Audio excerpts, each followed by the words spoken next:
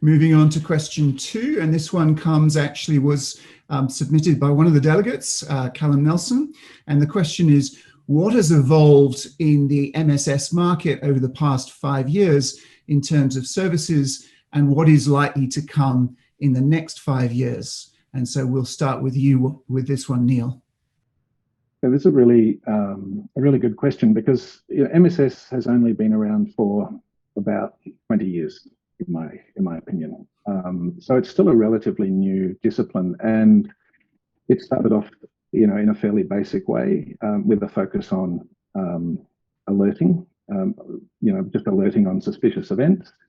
But then I think what everyone found was that produced a huge amount of alerts that weren't necessarily, actionable. The customer didn't necessarily need to know about them, and then you run into alert fatigue, where you're being constantly contacted by your Mssp and kind of getting frustrated with it.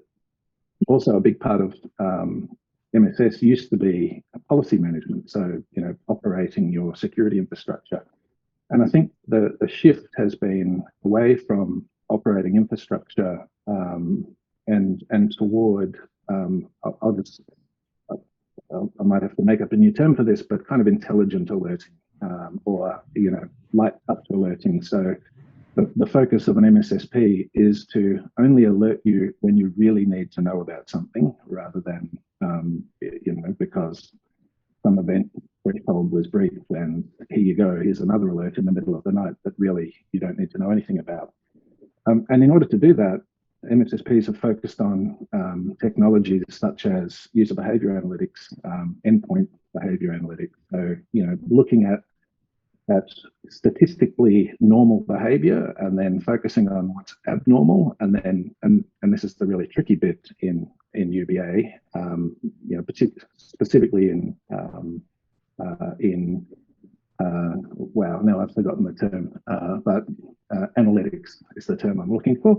The tricky bit is making sure that what you're alerting on is a security event, not just statistically anomalous. It's not just that somebody turned up in the middle of the night for a change and logged in. There's actually a security context to it. So it's that, it's taking part in the incident response process. So not just telling you, hey, this thing happened, but this thing happened, we believe it is suspicious, and we will work with you to respond to that.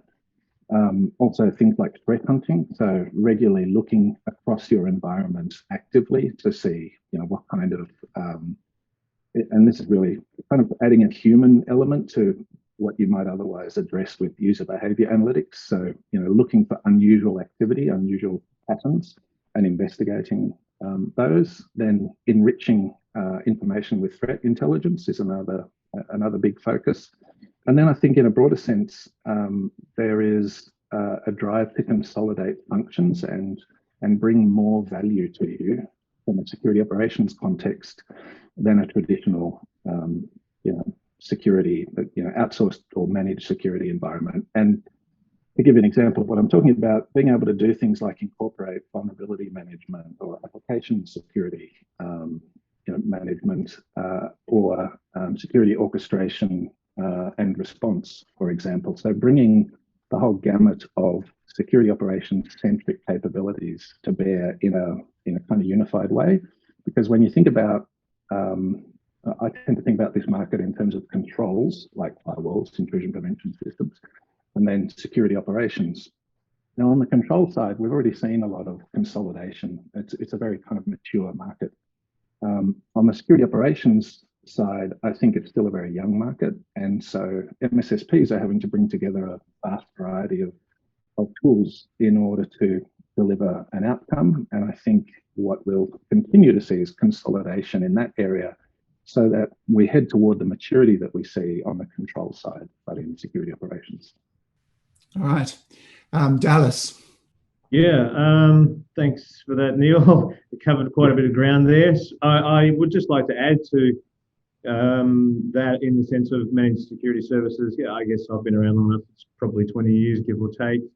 What I've observed in the last 5 years is, a significant ramp up in involvement of both the people and the tools, and that involvement has created organisations to be able to have a clearer picture of what's going on in their organisation as far as their digital landscape, and got a much better understanding of what a risk posture means.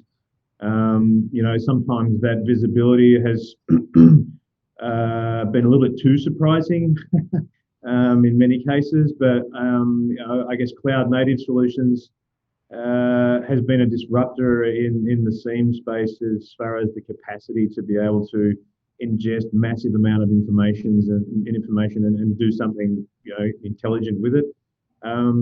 Looking forward, I think there will be continued advancements in that area with the application of artificial intelligence and machine learning to be able to make more intelligent decisions without there being humans involved, and that will further accelerate that capacity for the SOAR capability as far as security orchestration, automation and response.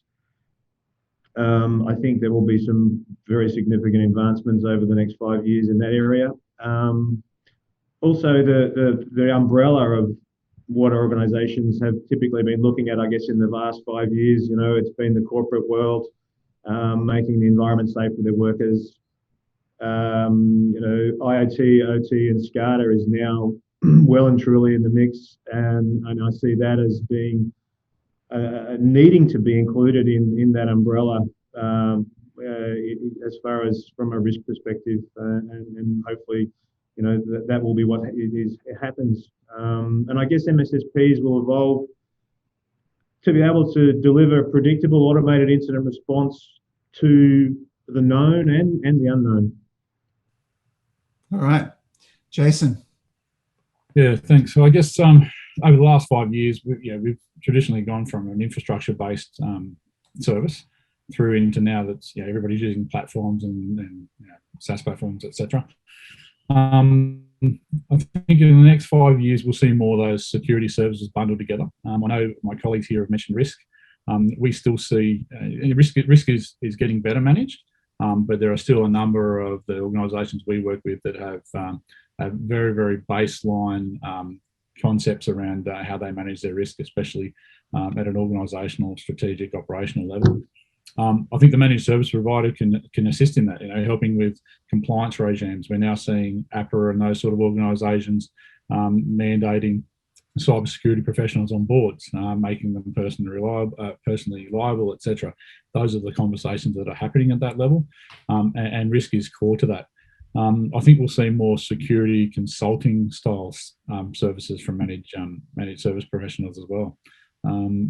Coupled with the technology piece, that I agree with Dallas, SOAR is going to go bigger, so is SIEM, etc. And they're all services that get ingested into the incident response capability.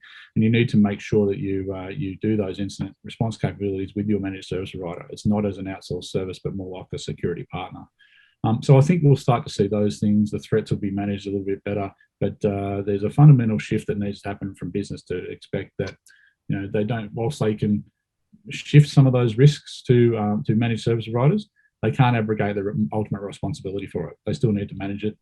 They still need to control it, and that's with the assistance of the managed service provider. All right, Josh, have you got some views on this? Well, from a customer perspective, I'm actually really interested to hear, Neil, Dallas, and Jason's perspective on that. We're only relatively new to the MSS landscape ourselves, so to be honest, I couldn't add much more than what those guys have already covered.